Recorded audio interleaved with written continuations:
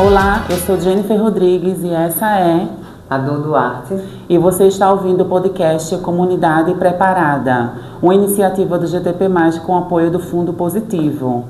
Aqui a gente fala sobre prevenção, cuidado em direito em relação a HIV e STs, trazendo convidados e convidadas que têm muito a compartilhar.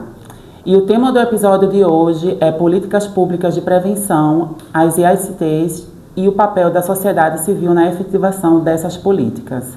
E para essa conversa recebemos Dani Portela, deputada estadual, historiadora e advogada popular, e Beth Amorim, ativista do movimento AIDS e prevenção às ISTs. Sejam muito bem-vindas, agradeço a participação. Mas antes de começar, vamos contextualizar os desafios: orçamento público limitado, prioridade política reduzida, prevenção e a necessidade de participação social para garantir políticas efetivas. Dani Portela é filha da redemocratização do Brasil, mulher negra, mãe, historiadora e advogada popular. Atua desde a adolescência na educação pelo método Paulo Freire e na defesa dos direitos das mulheres, da população negra, pessoas com deficiência e comunidade LGBTQIAPN+. Ingressou na política com o objetivo de promover transformações sociais. Foi candidata a governadora de Pernambuco em 2018 pelo PSOL, conhecida como a Mulher da Flor e vereadora mais votada do Recife em 2020, quando criou e presidiu a Comissão da Igualdade Racial e Enfrentamento ao Racismo. Desde 2022 é deputada estadual, presidindo a Comissão de Cidadania, Direitos Humanos e Participação Popular, integrando as comissões de Direito da Mulher, da Educação e Cultura. Sua atuação é pautada por princípios antirracistas, feministas, anti-LGBTfóbicos, anticapacitistas e anticapitalistas. E com a gente também está a Beth Amorim, feminista, educadora do grupo Cacto Gênero e Comunicação, comunicadora popular e comunitária, conselheira da Secretaria de Saúde de Paulista, biênio 2025 a 2027, integrante da coordenação colegiada de articulação AIDS em Pernambuco, integrante da Comissão do Orçamento e Finanças do Conselho Nacional de Saúde, como representante da Articulação Nacional de Luta contra a AIDS, ANAIDS. Deputada, como a senhora avalia o cenário atual das políticas públicas voltadas para pessoas vivendo com HIV no Brasil? Olha, nós temos muitos desafios, né? Como você disse, eu sou professora de História. Eu sempre tento contextualizar o momento presente com o passado, não para a gente prever o futuro, mas para a gente melhor compreender como a gente pode incidir melhor para melhorar as coisas e avançar no futuro, né? Por muito tempo, não existiu por muitos anos no Brasil nenhuma política pública para essa população, pelo preconceito e pela estigmatização. Então foi necessário toda uma mobilização, se a gente olha lá, desde a própria reforma sanitária no Sistema Único de Saúde, a criação do SUS, desde o princípio ali do nascedouro, essa pauta ela foi sempre eminente, né? E ao longo das últimas décadas, acho que Beth pode fazer isso de uma maneira com mais profundidade. Eu trouxe até alguns dados para dividir, né? Que foi só em 96 que a gente teve aquela lei 9.313 que garantiu o acesso gratuito à terapia antirretroviral, né?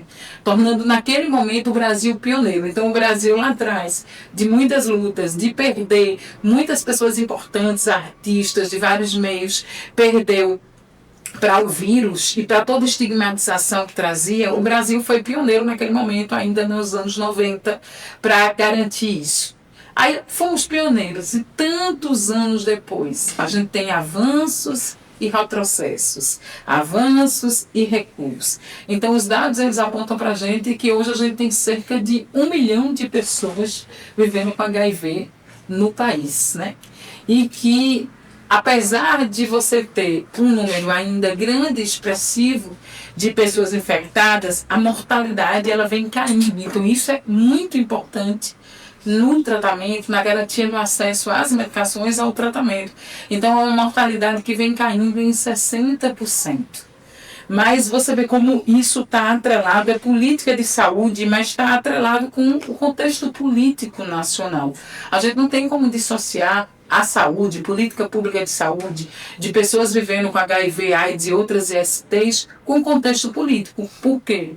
No governo anterior, o governo do condenado Bolsonaro, essas políticas, elas foram atravessadas. A gente não tem como não olhar para a conjuntura do nosso país. Quando o Bolsonaro assume todo o retrocesso de um governo que não só é machista, não só é misógino, não só é LGBTfóbico, é um antigoverno. Ele vem dessa ideia de negar a política e desconstruir tudo que a gente levou muitos anos para construir isso, consolidar.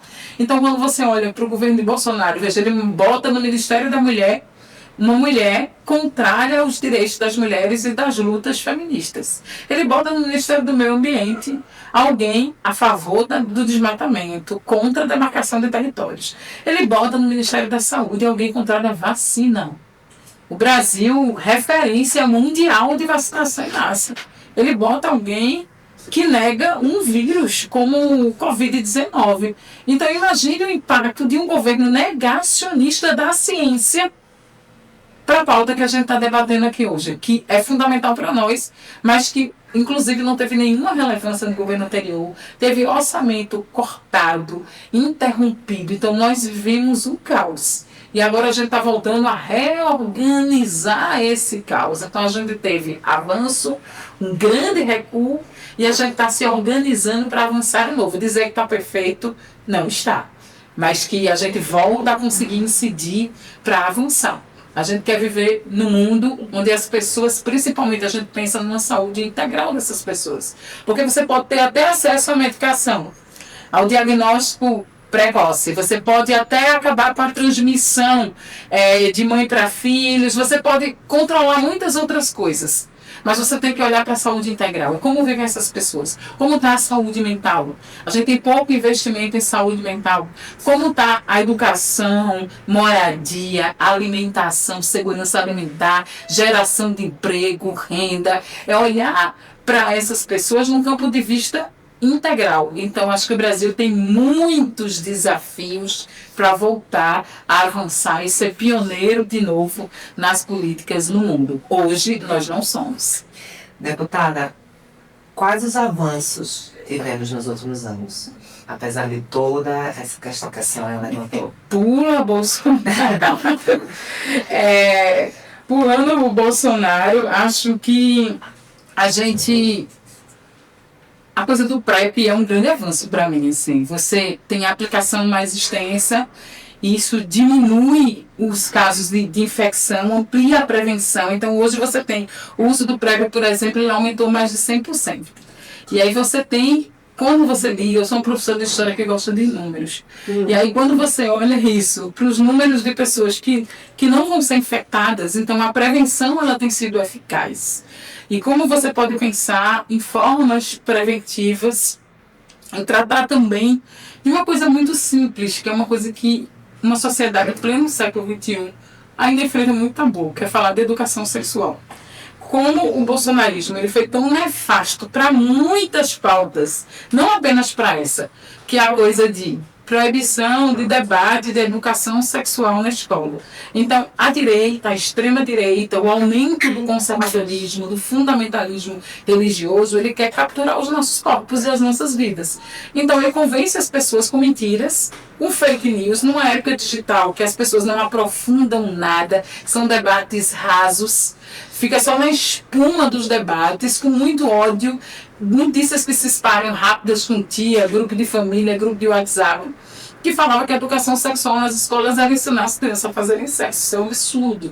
Então, você sabe que a educação sexual ela serve, primeiro, para a criança reconhecer o próprio corpo, reconhecer os seus limites, identificar quando ela sofre uma violência, quando ela sofre um abuso, quando ela sofre um assédio. E a educação sexual faz com que muitas crianças consigam denunciar. Se a gente olha para os números de violência sexual contra crianças e adolescentes no país, a maior parte das vítimas tem até 12 anos de idade. E E essas violências não acontecem num lugar escuro, ermo, por alguém que está andando na rua. Acontece por pessoas próximas, muito próximas, que moram na mesma casa, ou na mesma escola, ou na mesma igreja, ou no mesmo templo religioso. Então, como é importante a gente investir em educação sexual para prevenção não só de abuso, de violências, como doenças sexualmente transmissíveis, inclusive gravidez, no momento que ela é indesejada, já que outro tabu da gente é discutir direitos sexuais e reprodutivos para todas as pessoas, né, homens e mulheres que podem gestar. Quais os retrocessos ainda preocupam em relação ao acesso à saúde, deputada? Olha, uma coisa que eu acho que a gente precisa ter um olhar mais cuidadoso é que as desigualdades no nosso país, elas se sedimentam e se estabelecem em cima de um tripé de gênero, primeiro, classe social, gênero e raça. Então, a gente vive num país que tem um abismo entre ricos e pobres, existe um abismo entre homens e mulheres, existe um abismo entre pessoas negras e pessoas não negras. Então, a gente tem que olhar essa dimensão de gênero e de raça e de classe, olhando para todos os dados. Quando a gente olha para as pessoas vivendo com HIV e outras ISTs, você vai reparar um dado que é meio assustador, que é a maioria dessas pessoas, 83% dos diagnósticos são de pessoas negras. Você não tem como não dimensionar a questão de raça dentro da questão de saúde de uma maneira geral. São as populações negras, as pessoas negras que mais morrem no país de causas naturais. Estou falando de diabetes e hipertensão, mas também de causas violentas. Quando você olha para os números de HIV e STs, também representa a maioria das pessoas, não apenas das pessoas infectadas, mas das pessoas que chegam ao morrer. Então, como é que você vai fazer um estudo e pensar nos avanços sem olhar para isso? Então, uma coisa que precisa esses marcadores de classe, gênero e raça, ele tem que vir a todo tempo. Quando essa pessoa chega, acessa, que ela faz o teste, a gente tem que ter o quesito classe, raça, cor. Porque a gente vai ver que quem tem menos acesso à saúde são pessoas empobrecidas pelo processo histórico. Na sua maioria, pessoas pobres, negras, de periferias, advinda de lugares com menos acesso à informação. E uma coisa que preocupa também, o fundamentalismo religioso.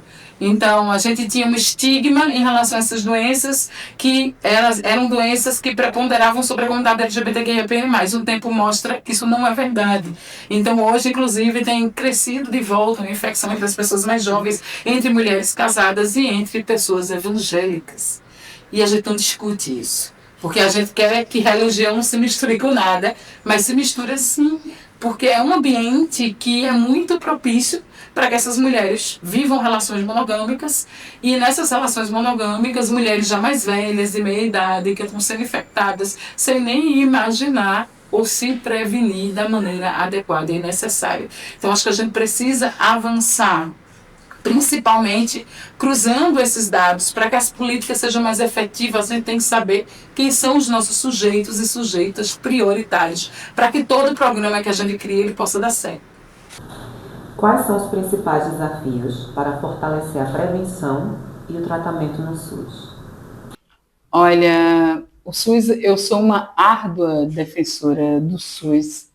Eu acho que quem teve a oportunidade de viajar, de sair do Brasil, sabe o que é precisar de saúde e não ter uma saúde pública, o que é sofrer um simples acidente e sair devendo quase um rim de um hospital e ficar com uma dívida perdurando por anos, quase impagável, e se impactar diretamente na sua vida. Então, acho que o nosso SUS, apesar de precisar de investimento, ser sucateado, o Sistema Único de Saúde é um grande avanço nas políticas de saúde no nosso país. Um dos desafios, acho que a gente precisa pensar enquanto SUS, de dar mais capilaridade ao SUS. Que o SUS seja fortalecido, mas chegue enfrentando as desigualdades que são do nosso país. Quando a gente pensa no sistema único, vamos pensar que nem todo mundo consegue ter acesso. Por exemplo, a gente voltou, a ter um aumento da transmissão vertical e gestantes. E aí, quantas gestantes estão em áreas mais distantes, difícil acesso, em muitas periferias ou interior, em áreas rurais dos nossos estados, e não têm acesso a pré-natal, a exames simples, e muitas vezes já chega no sistema na hora de parir, quando chega ao sistema, porque tem muitos interiores, tirando daqui de Pernambuco. Enfim, não tem maternidade na maioria das cidades, então muita gente nem procura, só procura quando o caso de gravidez de risco mais complicada acaba parindo naturalmente, utilizando parteira e parindo de outras formas e não acessando tudo que é preciso para isso. A gente também, quando olha o SUS, ele tem que chegar também em outros espaços, principalmente espaços onde as pessoas têm sua cidadania e muitas vezes a sua existência é negada, como nas unidades prisionais. Então, vamos pensar em toda a população carcerária brasileira e pernambucana. Pernambuco é o segundo estado no país com a maior população carcerária. E nós somos entre os países do mundo com a maior população carcerária. E essa população carcerária, ela cresceu assustadoramente, basicamente ligada às novas leis de políticas de drogas. Existe uma verdadeira guerra às drogas. Isso acontece nos Estados Unidos, isso acontece... Os países que foram endurecendo a legislação em relação às drogas, foi aumentando a população carcerária. Não prende os verdadeiros donos das drogas, os verdadeiros e maiores traficantes, mas prende toda uma cadeia de menores que chega até o usuário, né?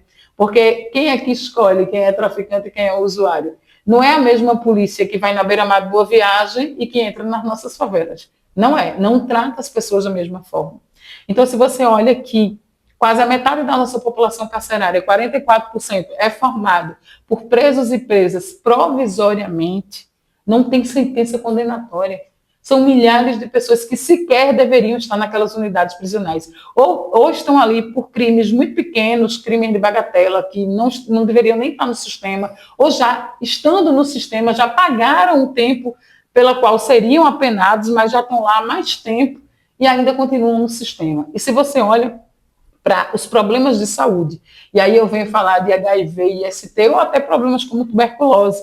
Muitas pessoas que vivem com HIV também podem ter infecções, porque você fica imunodeprimido e podem ter infecções recorrentes, mas existem surtos de várias doenças, surtos de tuberculose, e essa população, se a população já é esquecida dentro dos sistemas e unidades de prisão e de restrição de liberdade, essas pessoas ficam completamente esquecidas. Na unidade prisional de Igaraçu, por exemplo, tem um posto médico, mas nem sempre tem médico. A médica vai poucas vezes. E existe dentro da prisão, que já estão as pessoas estigmatizadas pelo sistema, porque estão ali, porque cometeram delitos e crimes, então já se coloca nesse lugar à margem, marginalizados, de marginal. A população que vive com HIV, AIDS e outras ISTs dentro do sistema está na margem da margem. Então, tendo negado o acesso. E muitas vezes, infelizmente, o SUS, ele não descentraliza e não chega nesses lugares. Então, isso é um grande desafio. Existiram avanços importantes, mas ainda existem invisíveis para o sistema que precisam ser invisibilizados. Vozes que não podem ser mais silenciadas. Entendo. Beth, querida, conta pra gente como começou sua trajetória no movimento de luta contra a AIDS e a prevenção às ISTs. Primeiro, eu queria fazer uma correção na minha representação do Conselho de Saúde do Paulista. Não é da Secretaria, é o Conselho Municipal de Saúde, né? E, segundo, agradecer aqui a articulação por ter me dado essa incumbência de estar aqui. Prazer estar aqui com Dani. E falar depois de Dani tem uma coisa boa, porque a gente fica até sem muita responsabilidade, mas aí, como eu tenho que falar pelo meu segmento... E eu comecei no ativismo do movimento AIDS em 2000, né? Fui convidada pelo SOS Corpo para fazer participar de uma formação que era o ativismo em AIDS no Nordeste, e nessa formação eu conheço o Vladimir, que foi um dos fundadores do GTP, que perdemos, né, semana passada, e o Vladimir me convidou para participar de um seminário anual sobre vacinas lá em Itamaracá. E aí é aquela coisa, a gente no ativismo é feito uma escada, né? E nesse seminário, a Gestos me convida para fazer parte da articulação AIDS em Pernambuco, que a articulação a gente mudou o regimento, mas até o ano passado, para se integrar a articulação AIDS em Pernambuco, a gente tinha que ser amadrinhada por uma instituição que já fazia parte. E aí, eu, enquanto Grupo Cactus, fomos amadrinhadas pela Gestos, e aí foi assim que eu cheguei no movimento AIDS, né? E desde 2002, e aí é uma escada que, em momentos, eu estou em representação nacional, às vezes só regional, e estou nesse ativismo que me orgulha muito. E quais desafios enfrentou nos primeiros anos? Então, os desafios, enquanto pessoa, foi de estar mesmo naquele aprendizado que era uma coisa nova. E enquanto movimento, os desafios foram os desafios que todo o espaço de controle social passa, né? É esse desafio de a gente estar nessa corda bamba de conquistas e de perdas de conquista. Eu costumo dizer que o ativismo da gente, do controle social, é como a democracia. Ela tem uma fenda, né? E está sempre ali, colocando e tirando, ganhando e perdendo. E, para mim, o desafio nos primeiros anos foram esses. De entender a dinâmica, de estar num espaço de controle social, de ativismo de tanta importância, e que estava também num momento que era muito difícil. A gente ainda tinha muitas mortes, né? O tratamento ainda estava muito restrito àquele coquetel, e as perdas eram grandes, e os desafios eram esses. E o que te motiva a continuar nessa luta hoje? O que me motiva, primeiro, é a questão do venenozinho do ativismo. E a outra é a questão mesmo, por eu ser ativista dos direitos humanos, né? Penso que a questão da temática da AIDS é uma coisa que a gente, quando entra e conhece, a gente não tem como não ficar motivada por todos os sentidos, né? Motivada por mim, pelas outras e pelos outros. Essa é uma coisa que me motiva muito de estar, né, no movimento. E sem falar o companheirismo, né? O companheirismo e as portas abertas para me receberem, contanto eu não sou uma pessoa vivendo com HIV e AIDS, mas aí eu costumo dizer que estar nesse espaço é um espaço que me orgulha muito, e a maneira que eu fui recebida, né, nesse espaço, e respeitada e acolhida. Isso é uma coisa que me motiva muito, estar nesse movimento AIDS. Ou seja, ser um ativista do movimento AIDS corre o risco também de sofrer estigma, né? Porque não necessariamente a pessoa que é ativista deve ter o vírus, ser portadora. Como qualquer movimento, a gente tem também essas coisinhas que não são agradáveis. Eu mesmo me deparei várias vezes mas está numa representação, e aí eu precisei dizer, sim, essa fala comigo tem uma questão, inclusive, social, porque as pessoas que têm um nível social lá em cima, que têm representações internacionais, que não são pessoas vivendo, vocês não fazem nenhuma crítica.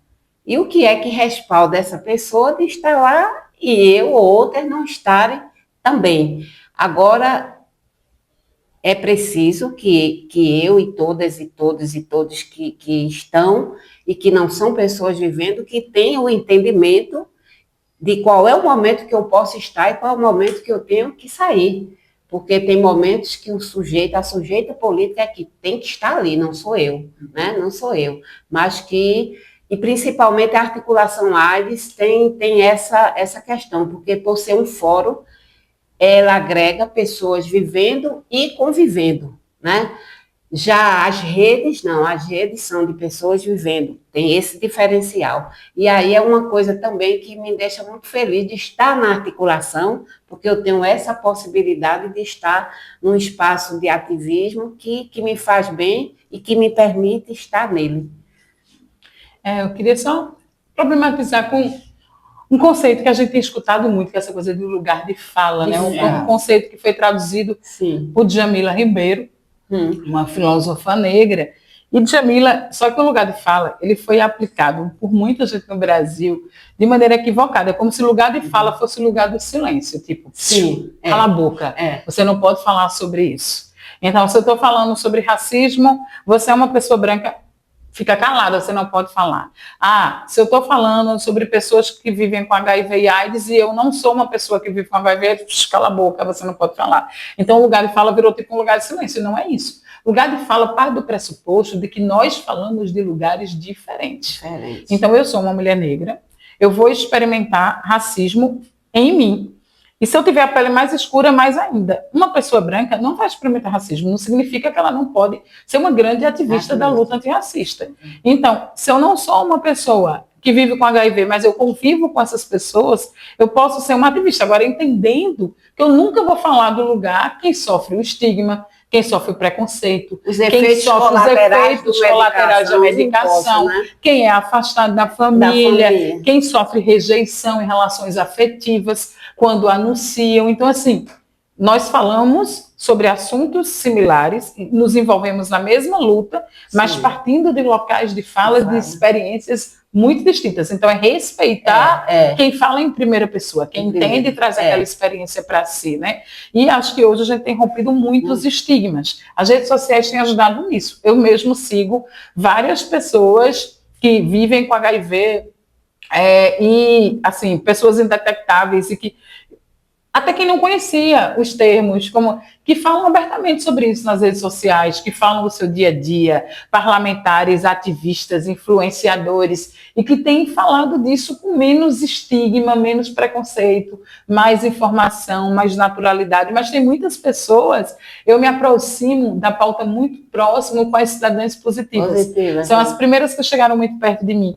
E muitas são mulheres mais velhas, é uma coisa que a gente tem que tratar, o envelhecimento das pessoas que vivem com HIV antes. A maioria das pessoas infectadas hoje tem mais de 50 anos. E a gente não pensa nisso na política continuada para quando essas pessoas forem mais velhas. Mas tem muitas mulheres mais velhas que sequer a família sabe que elas têm o vírus. Então, ser ativista é botar também com a cara no sol. E nem todo mundo está disposto, às vezes, a botar a cara no sol por conta do preconceito, né? Desculpa te interromper. Não, Dani. A gente, na articulação, tem uma menina que ela tem 40 anos de AIDS, né? E ela, um dia, numa reunião na articulação, ela disse, gente, eu queria... A maioria chorou, primeiro porque, para a gente, foi muito emocionante, de uma pessoa que tem o AIDS há 40 anos, a família não sabia, inclusive ela é uma profissional do sexo, e aí ela disse, eu não podia dizer isso a ninguém, porque se eu dissesse, eu já tinha morrido há muito tempo, que tinham me assassinado. Solidariedade com as companheiras, acho que também não teria. E foi aqui na articulação que eu me senti encorajada, acolhida para ter esse peso das minhas costas, do meu coração, da minha mente, de tanto tempo. E tem isso, né? E Dani fez uma fala muito interessante, que é as mulheres idosas que vivem com AIDS e que não é fácil. Não é fácil, né? E de viver com isso lá, só para ela, para pouquíssimas pessoas, e que às vezes nem os filhos sabem. E aí gera muito, às vezes, quando a gente tem atividade de rua, né, ou entrevista, fulana não pode. Mas por que não pode? Gente, a pessoa ainda não está encorajada para chegar e botar a cara a tapa num programa de televisão. Quando a família não sabe, ela vai para um programa de televisão falar sobre, né? É muito, muito complicado. E isso é uma coisa também que o movimento tem que construir momentos de acolhimento, de solidariedade, e de tudo isso. E tirar a culpa, né? Que culpa é uma coisa que ninguém deve carregar. Ninguém é obrigado a contar, isso é uma coisa importante. A lei tem uma lei, A lei diz, por lei, você não é obrigado a comunicar a ninguém que você é uma pessoa que vive com HIV ou outro IST. Você só tem o dever de comunicar se você não tiver indetectável e tiver com a carga viral que está transmitindo. Mas fora isso, é uma questão sua de foro íntimo pessoal, mas muitas pessoas têm rompido essa barreira do silêncio até para poder também inspirar outras pessoas e o impacto que é o primeiro momento, o diagnóstico, até você entender que é possível viver sim, viver plenamente, viver em abundância, com o avanço das medicações e tratamentos no nosso país. Mas ainda morre muita gente. Em 2024, acho que foram 514, foram mais de 500 pessoas que morreram em Pernambuco de AIDS em 2024. É muita gente. Não, vá. Não, eu concordo muito com o que a deputada pontuou, porque enquanto mulheres trans, eu e Madu, a transfobia não é uma função só exclusiva das mulheres trans de combater. A gente precisa da ajuda da sociedade como um todo, de mulheres cis, assim, todos os aliados possíveis, porque é muito cansativo. Só a trans tem que correr atrás, só a trans que tem que lutar, tem que evidenciar a transfobia. Obviamente a gente pode evidenciar com mais clareza, olha, o que eu considero transfobia, isso. E os aliados ali a nosso favor para, né, combater isso. Então é a partir do que mundo eu quero para mim, para as outras e para os outros, né? Eu não quero um mundo de transfobia, eu não quero um mundo de nenhuma fobia, de nenhum preconceito, então eu tenho obrigação, enquanto cidadã, de entrar na luta, né? Exato. Deputada, um dos grandes gargalos é o financiamento. Como o parlamento pode garantir recursos estáveis para ações de enfrentamento ao HIV/AIDS? Olha, deixa eu ver por onde eu começo, né? É um grande desafio, porque o parlamento, ele não tem a caneta na mão do orçamento público, né? O Poder Legislativo, ele tem como objetivo principal criar leis, disciplinar e fiscalizar a lei, mas também fiscalizar as aplicações dos recursos públicos nas políticas públicas. Então, é mais um poder fiscalizador do que um poder de executar, de fazer. A caneta que vai dizer, o recurso vai, é tanto, está na mão do Executivo, atualmente da governadora do Estado, da governadora Raquel Lira. Agora, aí a gente não pode fazer nada? Pode. A gente tem uma incidência, deixa eu te dizer, todos os parlamentos brasileiros, eles têm uma reserva de uma parte do orçamento que fica para a Casa Legislativa, que são as emendas parlamentares. Esse recurso na Câmara Federal é gigante, nas Assembleias Estaduais é um recurso razoável, nas câmaras municipais é bem baixo. Então, hoje, por exemplo, vou dar um exemplo da nossa atuação. Cada deputado e deputada do Estado, são 49, aumentou um pouco. Era 6,5 milhões em emendas parlamentares. 6 milhões a 6,5 milhões. Por ano de execução, né? 6,5 milhões por ano. Desses 6,5 milhões, metade, obrigatoriamente, são emendas para a saúde. 50% obrigatório por lei. 3 milhões. 3 milhões. E a outra metade, cada parlamentar pode destinar para prefeituras, organizações e entidades. Então, acho que vale a gente fazer uma grande articulação em rede. Por exemplo, a minha mandata, como eu disse no início, vocês me apresentaram, é uma mandata feminista, antirracista, anticapacitista, anti-LGBTfóbica, de religiosidades e credos diversos. Então, se a gente coloca todo esse campo das nossas construções, quem são os sujeitos e sujeitas prioritários para nós? Quando você olha para as nossas emendas de saúde. Então, o ano passado, a gente destinou 275 mil para assistência social e jurídica de pessoas que vivem com HIV e AIDS. Foram quase 300 mil reais dos que aumentou agora, mas eram 5 milhões, era 2,5, aí agora aumentou. Nós também destinamos um recurso em emenda para pessoas profissionais do sexo que vivem com HIV e AIDS e também atendimento jurídico para pessoas com HIV e AIDS nas unidades prisionais. Então, a gente teve uma ação específica sobre isso. Nas emendas de saúde, por exemplo, é a metade das emendas. Então, você pode fazer um aporte na Secretaria de Saúde para o uso específico daquelas emendas. Então, entidades como Gestos, GPT, GPT+, a gente sempre tem aportado recursos e apoiado projetos que apoiam diretamente e indiretamente essas causas que são tão importantes e nos atravessam, né? Só que isso, quando a gente olha para isso ainda é muito pequeno. Tipo, conversando, nós fizemos uma audiência pública para pessoas vivendo com HIV e AIDS em Pernambuco, enquanto deputada. E uma das demandas que apareceu foi, por exemplo, necessidade de debater isenção, gratuidade de transporte público. Muitas pessoas deixam de ir buscar um medicamento porque vivem em tanta vulnerabilidade que os R$10 da passagem naquele dia vai comprar o pão. Ah, não vou hoje, vou amanhã, vou na próxima semana. Então, e para você procurar os atendimentos e para os médicos, cada vez que você desloca, a gente tem um dos sistemas tarifários mais caros, e isso impacta na vida das pessoas mais vulneráveis. Então, só que quando a gente tenta protocolar esse projeto, diz que há vício de iniciativa. Como ele gera impacto financeiro sobre o Estado, só a governadora do Estado pode ter iniciativa de entrar com esse projeto. Então, isso foi um dos encaminhamentos. E aí a gente está tentando essa articulação.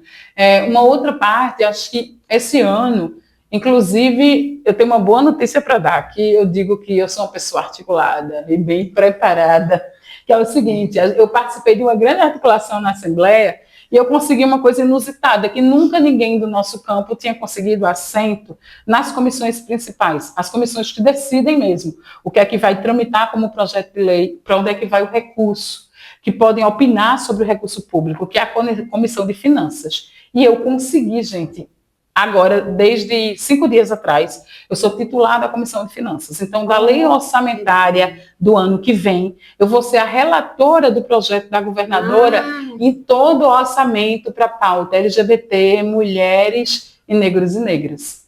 Então, enfim, eu posso aprovar emendas, ela pode derrubar depois, mas a gente vai ter a possibilidade real de eu vou ter a caneta, eu vou ser a relatora do projeto da governadora na Comissão de Orçamentos e Finanças do que vai ser aplicado para esses grupos e populações. Então, a gente vai poder mexer, revisar. Eu vou, inclusive, no segundo momento, chamar os movimentos para abrir o orçamento e ver o que é que a gente acha interessante incidir. Então, são dessas formas, direta e indiretamente, que a gente pode incidir. Mas o que é que a gente precisa um dia? Eu digo, cada vez que eu vejo a Érica Hilton falar, eu digo que é a melhor parlamentar do nosso país. Eu assisto muito os vídeos de Érica, os posicionamentos.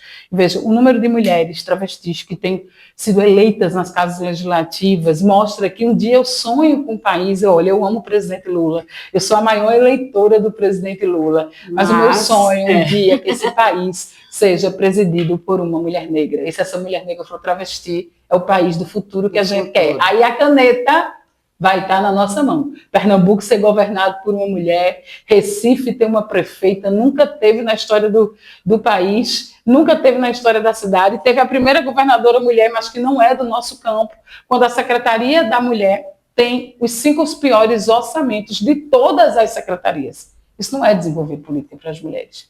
Então, é muito legal você dizer, eu sou uma mulher na política, mas eu não tenho políticas públicas de inclusão para as mulheres. Deputada, existem discussões em andamento sobre as linhas orçamentárias específicas para projetos de ONGs e movimentos sociais? Eu não entendi se do campo de vista legislativo ou executivo. Repete a pergunta, só para eu me localizar. Existem discussões em andamento sobre linhas orçamentárias específicas para projetos de ONGs e movimentos sociais?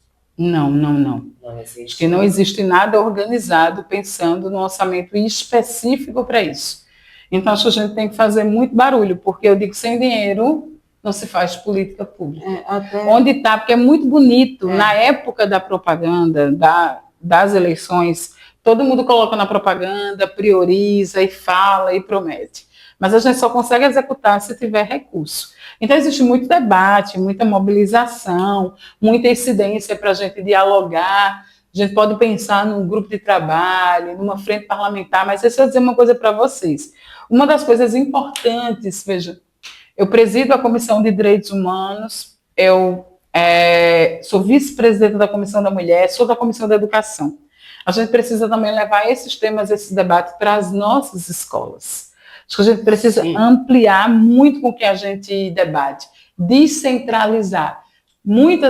Quando você olha as pessoas que vêm, o índice de mortalidade de pessoas com HIV, ele vem reduzindo muito na capital, de não transmissão na capital, de acesso à medicação na capital. Quando você vai para o interior e para as áreas rurais, é um abismo. Então, a gente ainda tem um desafio de interiorizar essas políticas, elas nem chegam em todos os lugares.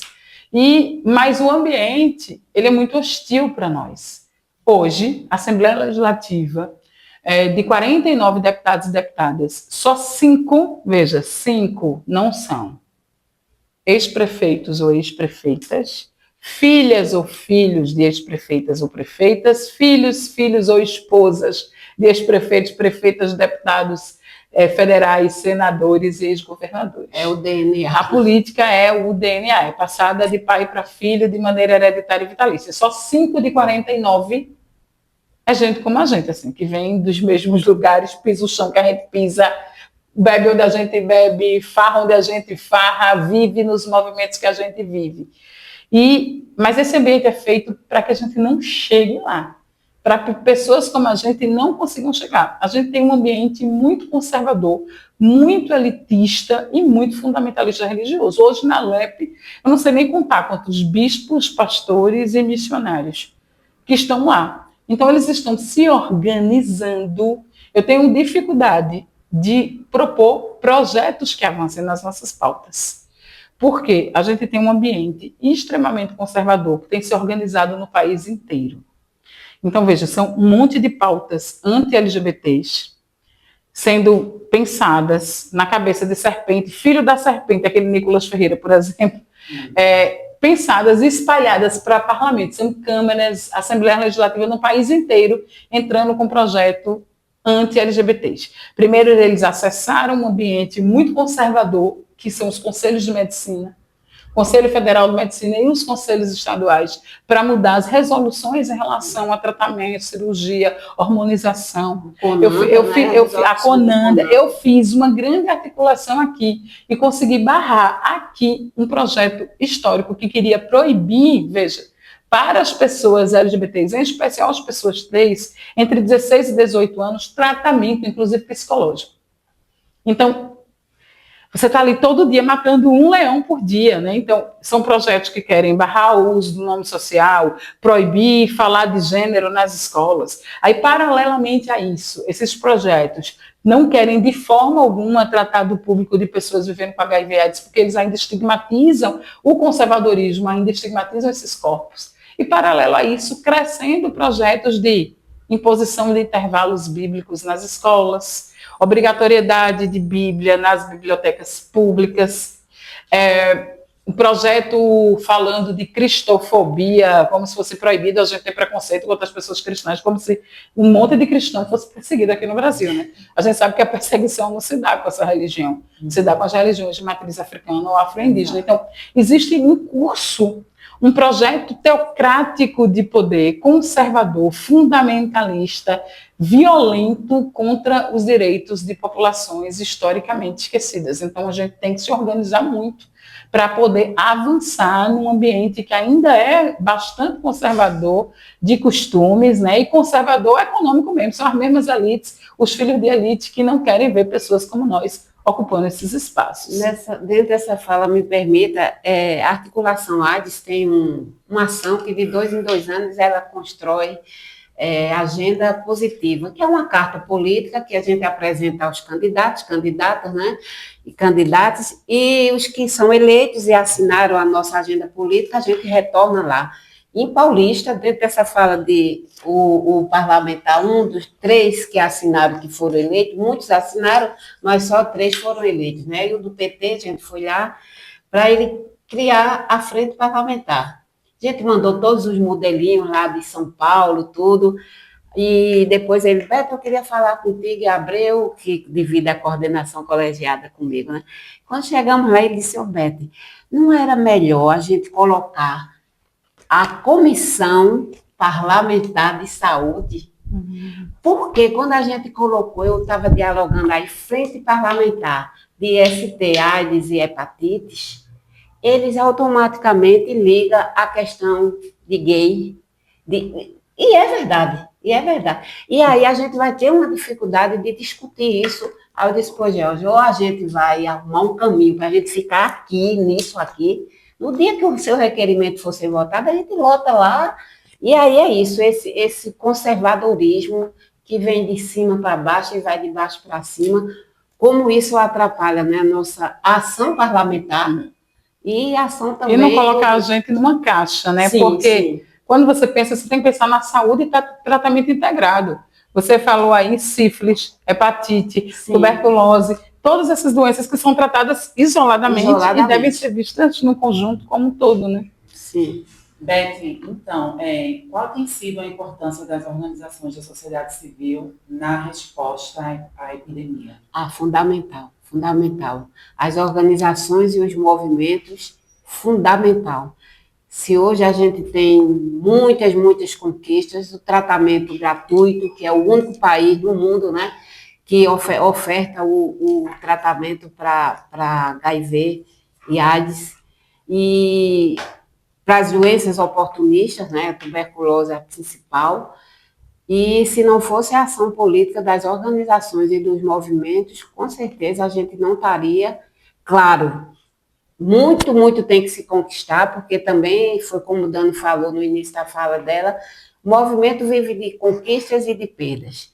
E uma das perdas grandes foi no momento, né, de 18 a 22, sem falar que a gente vive num mundo globalizado. No Brasil, hoje, com a volta, né, de um presidente de esquerda, democrático, mas, por outro lado, a gente tem os Estados Unidos, que é o país que mais financia os organismos, né, que mandam recursos, simplesmente está tudo fechado.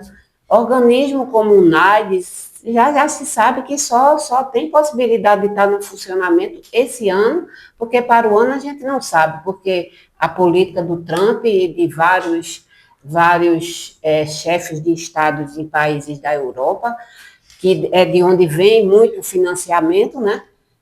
Está tudo acabando, porque não querem colocar os recursos para financiar movimentos que tratam da questão LGBT, da AIDS, que ainda tem esse preconceito, e a gente é um desafio enorme.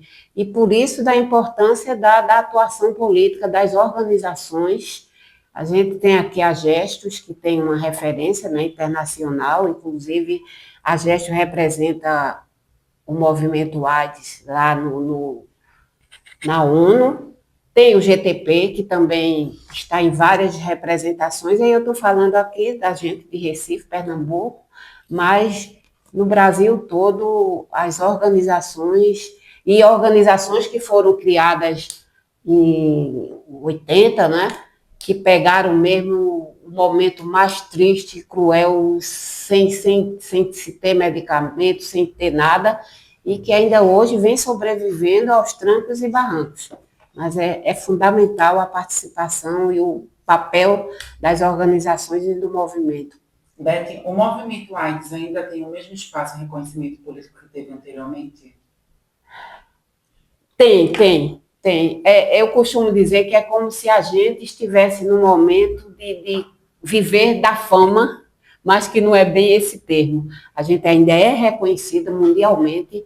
O Brasil, o movimento AIDS brasileiro é reconhecido mundialmente. Agora, hoje, o movimento passa tudo quanto é de dificuldade para a sobrevivência, principalmente financeira, porque aí foi o que eu já falei, né? Quando não tem mais financiamento, não tem mais nada, as organizações ficam fragilizadas e automaticamente também fragiliza o movimento, porque o movimento é composto pelas organizações e ativistas, né? E aí, quando as organizações ficam fragilizadas financeiramente, automaticamente o movimento, mas aí é um movimento de tanta garra, de tanta luta, que consegue estar lá atuando firme, apesar da ausência de financiamento. Inclusive, eu ia aproveitar a fala de Dani, a gente tem uma dificuldade tremenda, esse diferencial de ONG e de movimento. A ONG tem CNPJ, né? Os movimentos não têm. A dificuldade que os movimentos têm de acessar recurso público. A gente já tentou em outras administrações, né? Tentou ver se pelo Estado se mudava a questão jurídica dos movimentos poderem acessar editais, né? Mas não pode.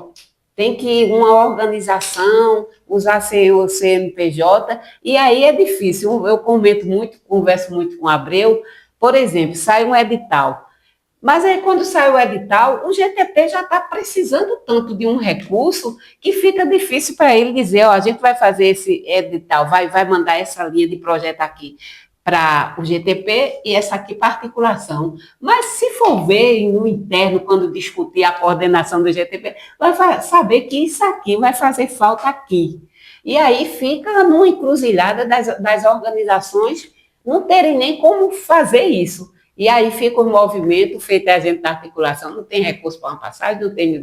E aí é uma coisa que a gente depois vai discutir com Dani, né, nessa atividade do dezembro vermelho, até porque a mandata de Dani não precisa de datas específicas, né? Está aberta para a gente. Sempre. E aí foi uma demanda nossa na audiência pública que tivemos em agosto, essa, de que também a gente, às vezes, dos movimentos, por não conhecer a dinâmica da coisa, a espera do legislativo, algo que aconteça que não é competência do legislativo, né? E se não tiver no executivo alguém que o mandato ou a mandata que a gente está dialogando esteja lá com um bom diálogo com o executivo, as coisas a gente sabe que não andam, né?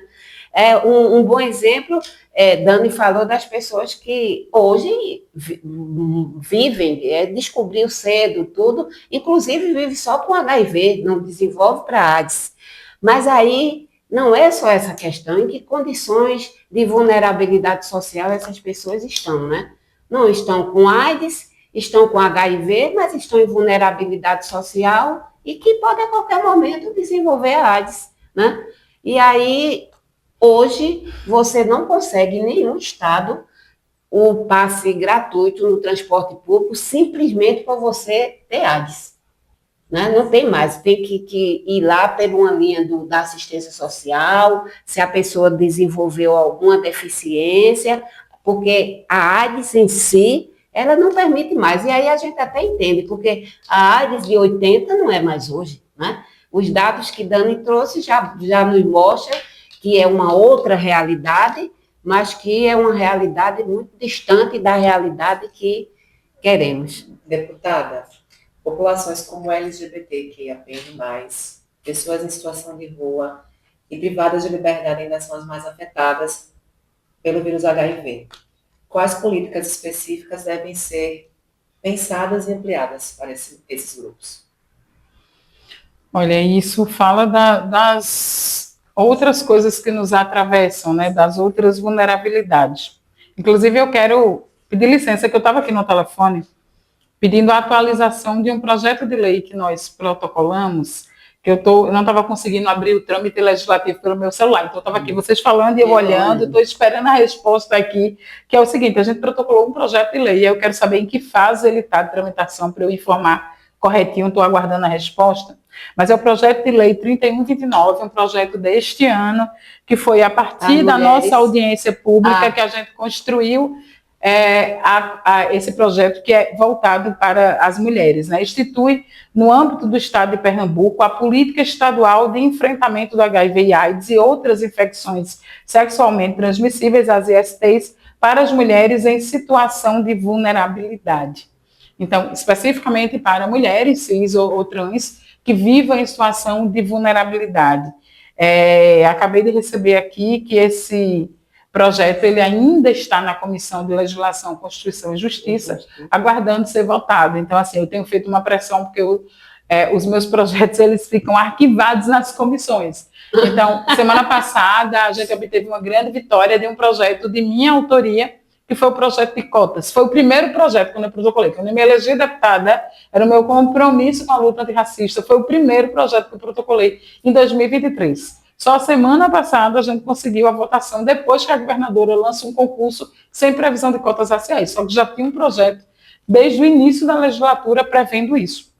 E veja, esse projeto, muito, né? Esse projeto sobre mulheres em vulnerabilidade vivendo com HIV, ele ainda está aguardando parecer aqui, ó, na CCLJ. Acabei de responder. E quem é o presidente da CCLJ?